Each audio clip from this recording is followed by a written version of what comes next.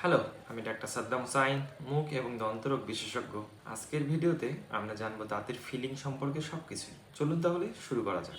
প্রথমেই বলি দাঁতের ফিলিং কি। যখন দাঁতে ক্যাভিটি বা গর্ত হয় তখন সেটি ভরাট করার জন্যই ফিলিং করা হয়। অর্থাৎ দাঁতের যে ক্ষতিগ্রস্ত অংশ আছে সেটা পরিষ্কার করার পর ডেন্টাল সার্জনরা এক ধরনের বিশেষ ম্যাটেরিয়াল দিয়ে ওই গর্তটি ফিল আপ করে দেয়। এটাকেই আমরা সাধারণ ভাষায় দাঁতের ফিলিং বলে থাকি। ফিলিং দিয়ে দাঁতকে আবার আমরা একটা নতুন জীবন দিই, নতুনভাবে দাঁতের স্ট্রাকচার তৈরি করে দিই এবং এই দাঁতটি পরবর্তীতে মুখের মধ্যে বিভিন্ন ফাংশনে কাজে লাগে। এখন স্বভাবতই প্রশ্ন আসে, ফিলিং কেন দরকার হয়? আমরা প্রতিদিন যা খাই, বিশেষ করে মিষ্টি খাবার, এগুলো দাঁতের উপর বিশেষ প্রভাব ফেলে। দাঁতে যখন আমরা সঠিকভাবে ব্রাশ করি না, তখন এই খাদ্যকণা দাঁতের উপরে বসে এক ধরনের ব্যাকটেরিয়ার জন্ম দেয়। এসব ব্যাকটেরিয়ায় দাঁতের উপর এক ধরনের অ্যাসিড তৈরি করে, যা ধীরে ধীরে দাঁতের ক্ষয় এবং দাঁতের উপরে গর্ত তৈরি করে। এই গর্তটা যদি সঠিকভাবে এবং তাড়াতাড়ি ভরাট করা না হয়, তাহলে দাঁতে শিরশির এবং ব্যথার অনুভূতি হতে পারে। তাই ক্যাভিটি দেখা দিলে খুব দ্রুত ফিলিং করা জরুরি। ফিলিং করার দরকার হয় কখন? যখন দাঁতের উপরের যে স্তর আছে সেটা ক্ষয় হয়ে যায় এবং ক্ষয়টা গভীর হয়ে ব্যথা সৃষ্টি করে, তখন আমরা ফিলিং করাই। অ্যাক্সিডেন্টে যদি দাঁতের কোনো অংশ ভেঙে যায় তখনও আমরা ফিলিং করি। যদি দাঁতের উপরের স্তরে আমরা জোরে জোরে দাঁত ব্রাশ করে ক্ষয় করে ফেলি, মানে অর্থাৎ এনামেল যদি ক্ষয় করি ব্রাশের কারণে, তখন দাঁতের কিন্তু শিরশির অনুভূতি তৈরি হয়। এই শিরশির অনুভূতি থেকে বাঁচার জন্যও আমরা ফিলিং করে থাকি। এছাড়াও অ্যাসিডিক খাবার এবং পানীয় যদি খাওয়া হয়, সেক্ষেত্রেও কিন্তু এনামেলের ক্ষয় হয়। এসব ক্ষেত্রেও ফিলিং দরকার হয়। এছাড়াও কসমেটিক কারণে আমরা ফিলিং করে দিই। ধরুন আপনার সামনের দাঁতে ফাঁকা আছে, এটাকে আমরা কম্পোজিট লেমিনেট ভেনিয়ার করে ফিলিং করে দিই। পুরনো দাঁতের ফিলিং যে আছে তার পাশ দিয়ে আবার এক ধরনের গর্ত তৈরি হয়, যেটাকে আমরা সেকেন্ডারি ক্যারিজ বলি। এটার ক্ষেত্রেও কিন্তু আমরা ফিলিং করার পরামর্শ দিই। এছাড়াও বয়সের কারণে যাদের দাঁত ক্ষয় হয়ে গেছে, তার মানে দাঁতের উপরের স্তরটা যদি ক্ষয় হয়ে যায়, সেক্ষেত্রেও আমরা ফিলিং করার পরামর্শ দিই। রুট ক্যানেল চিকিৎসার পর গর্ত ভরাট করার জন্য কিন্তু আমরা ফিলিং দিয়ে থাকি। এছাড়াও জন্মগত ত্রুটি বা হাইপোপ্লাসিয়ার কারণেও কিন্তু আমরা ফিলিং করে থাকি।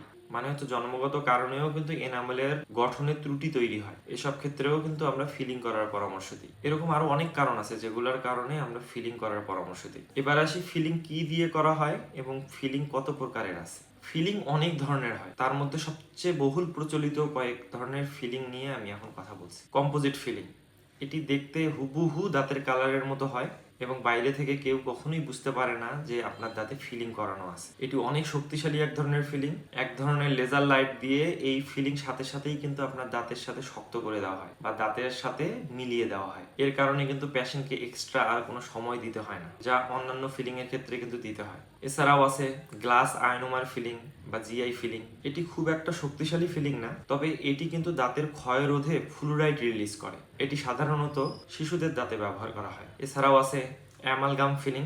এটি নর্মালি পিছনের দাঁতে করা হয়। বর্তমানে এই ফিলিং না করাই ভালো, কেননা এটির ব্যবহারের উপর আমাদের ডেন্টাল সোসাইটি সহ বিশ্বের প্রতিটি দেশেই এটা নিষিদ্ধ করা হয়েছে। গবেষণায় দেখা গিয়েছে মার্কারি টক্সিসিটির কারণে শরীরে নানান ধরনের সমস্যা তৈরি হয়। এর কারণেই অ্যামালগাম ফিলিং বর্তমানে নিষিদ্ধ। আর এক ধরনের ফিলিং আছে, এটা দেখতে একেবারেই সাদা হয়। এটা টেম্পোরারি অর্থাৎ সাময়িক সময়ের জন্য ব্যবহার করা হয়।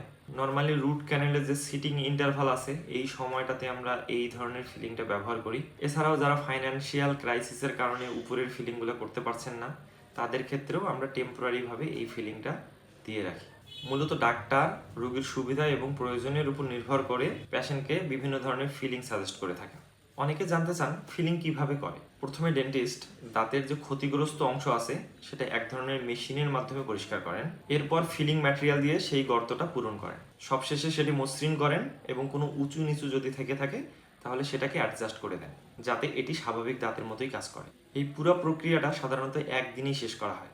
এবার বলি ফিলিংয়ের উপকারিতা কি। এটি দাঁতকে অনেক শক্তিশালী করে, ব্যথা থাকলে ব্যথা দূর করে, দাঁতের গঠন এবং কার্যকারিতা আগের মতো করে দেয়, ভবিষ্যতে আরও বড় কোনো সমস্যা থেকে দাঁতকে বাঁচায়। মোটা দাগে বলতে গেলে এটা করলে আপনার দাঁত ভালো থাকে। ফিলিংয়ের পর কিছু বিষয় মেনে চলা খুবই জরুরি। খুব শক্ত খাবার হুট করেই খাওয়া যাবে না, এজন্য আপনাকে 24 ঘন্টা মিনিমাম সময় দিতে হবে। এই 24 ঘন্টা খুব বেশি গরম এবং ঠান্ডা খাবার খাওয়া যাবে না। ফিলিং করার পর অনেকেই ভয়ে দাঁত ব্রাশ করতে চান না, এটাও সম্পূর্ণ ভুল। নিয়মিতভাবে যেভাবে ব্রাশ করেন সেভাবে কিন্তু ফিলিং করার পরেও ব্রাশ করতে পারবেন। সঠিকভাবে যদি আপনারা যত্ন নেন তাহলে দাঁতের ফিলিং কিন্তু অনেক দিন পর্যন্ত ভালো থাকে। এবার আমরা জানবো দাঁতের ফিলিং যদি আমরা না করি তাহলে কি ক্ষতি হতে পারে। দাঁতের ক্ষয় বাড়তে পারে, দাঁতের ভিতরে যে নরম অংশ অর্থাৎ পাল্প আছে সেটা যদি ইনভলভ হয়ে যায় তাহলে রুট ক্যানেলের প্রয়োজন পড়তে পারে, যা অনেক ব্যয়বহুল একটা চিকিৎসা। ক্ষেত্র বিশেষে দাঁত কিন্তু ফেলে দেওয়ারও প্রয়োজন হতে পারে। ফিলিং নিয়ে কিছু ভুল ধারণা মানুষের মধ্যে আছে, চলুন সেগুলো সম্পর্কে জেনে নিই। অনেকে মনে করেন ফিলিং করলে ব্যথা করে, কিছুটা হয়তো করে, তবে আধুনিক চিকিৎসায় ফিলিং কিন্তু সম্পূর্ণ ব্যথামুক্ত একটা চিকিৎসা। কেউ কেউ মনে করেন ফিলিং করলে দাঁত দুর্বল হয়ে যায়, এটাও আসলে ভুল ধারণা। ফিলিং কিন্তু দাঁতকে আরও শক্তিশালী করে। কিছু মানুষ ভাবেন ফিলিং করলে বারবার ফিলিংয়ের দরকার হয়, এটাও ভুল ধারণা। সঠিকভাবে যত্ন নিয়ে যদি ফিলিং করা হয় তাহলে কিন্তু ফিলিং অনেক বছর পর্যন্ত টেকসই থাকে। দাঁতের ফিলিংয়ের দাম কেমন হয়? ফিলিংয়ের খরচ বিভিন্ন জায়গায় বিভিন্ন রকম হতে পারে। এটি আপনি কি ফিলিং করছেন বা ডাক্তার কোন দেশের ম্যাটেরিয়াল ব্যবহার করছেন সেটার উপরেই অনেকাংশে নির্ভর করে। এছাড়াও কিন্তু দাঁতের অবস্থানের উপরেও ফিলিং নির্ভর করে। তবে এটা মনে রাখতে হবে, ফিলিং করা মানে দাঁতকে পুরোপুরি নষ্ট হওয়া থেকে রক্ষা করা।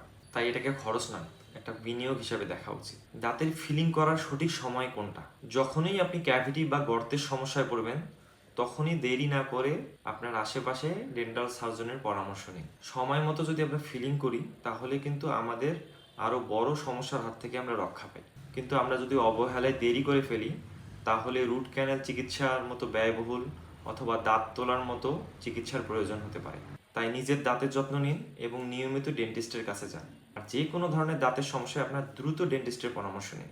আজকে তাহলে এই পর্যন্তই। এই ভিডিওটি যদি মনে করেন আপনাদের জন্য হেল্পফুল তাহলে অবশ্যই অবশ্যই বন্ধু এবং পরিবারের সাথে শেয়ার করবেন। আমাদের ক্লিনিকের ঠিকানা আমি নিচে দিয়ে রাখবো, আপনারা চাইলে সেখানেও আমার সাথে যোগাযোগ করে এটা সম্পর্কে আরও বিস্তারিত জানতে পারেন। Thank you.